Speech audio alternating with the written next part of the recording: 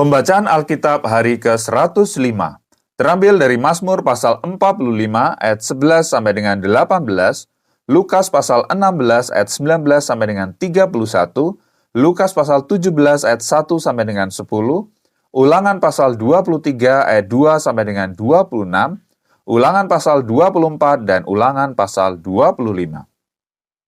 Mazmur pasal 45 ayat 11 sampai dengan 18. Dengarlah, hai putri, lihatlah dan sendengkanlah telingamu. Lupakanlah bangsamu dan seisi rumah ayahmu. Biarlah raja menjadi gairah karena keelokanmu, sebab dialah Tuanmu. Sujudlah kepadanya. Putri Tirus datang dengan pemberian-pemberian. Orang-orang kaya di antara rakyat akan mengambil muka kepadamu. Keindahan belaka putri raja itu di dalam. Pakaiannya berpakankan emas.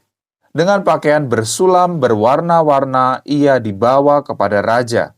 Anak-anak dara mengikutinya, yakni teman-temannya yang didatangkan untuk dia.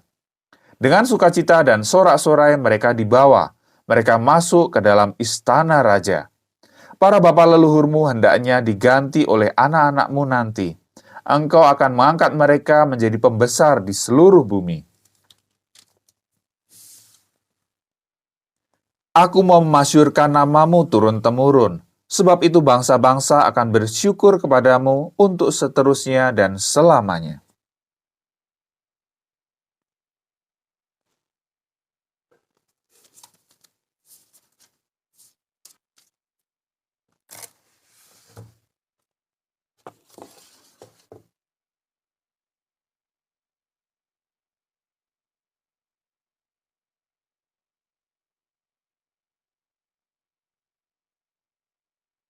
Lukas pasal 16 ayat 19 sampai dengan 31.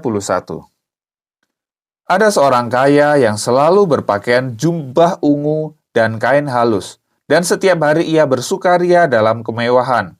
Dan ada seorang pengemis bernama Lazarus, badannya penuh dengan borok, berbaring dekat pintu rumah orang kaya itu, dan ingin menghilangkan laparnya dengan apa yang jatuh dari meja orang kaya itu. Malahan anjing-anjing datang dan menjilat boroknya. Kemudian matilah orang miskin itu, lalu dibawa oleh malaikat-malaikat ke pangkuan Abraham. Orang kaya itu juga mati, lalu dikubur. Dan sementara ia menderita sengsara di alam maut, ia memandang ke atas, dan dari jauh dilihatnya Abraham dan Lazarus duduk di pangkuannya. Lalu ia berseru katanya, "Bapa Abraham, kasihanilah aku. Suruhlah Lazarus supaya ia mencelupkan ujung jarinya ke dalam air dan menyejukkan lidahku, sebab aku sangat kesakitan dalam nyala api ini." Tetapi Abraham berkata, "Anak, ingatlah bahwa engkau telah menerima segala yang baik sewaktu hidupmu, sedangkan Lazarus segala yang buruk. Sekarang ia mendapat hiburan, dan engkau sangat menderita. Selain daripada itu, di antara kami dan engkau terbentang jurang yang tak terseberangi, supaya mereka yang mau pergi dari sini kepadamu, ataupun mereka yang mau datang ke situ kepada kami, tidak dapat menyeberang." Kata orang itu, "Kalau demikian, aku minta kepadamu, Bapa, supaya engkau menyuruh dia ke rumah ayahku. Sebab masih ada 5 orang saudaraku, supaya ia memperingati mereka dengan sungguh-sungguh, agar mereka jangan masuk kelak ke dalam tempat penderitaan ini." Tetapi kata Abraham, "Ada pada mereka kesaksian Musa dan para nabi, baiklah mereka mendengarkan kesaksian itu." Jawab orang itu, "Tidak, Bapak Abraham, tetapi jika mereka seorang yang datang dari antara orang mati kepada mereka, mereka akan bertobat." Kata Abraham kepadanya, "Jika mereka tidak mendengarkan kesaksian Musa dan para nabi, mereka tidak juga akan mau diyakinkan sekalipun oleh seorang yang bangkit dari antara orang mati."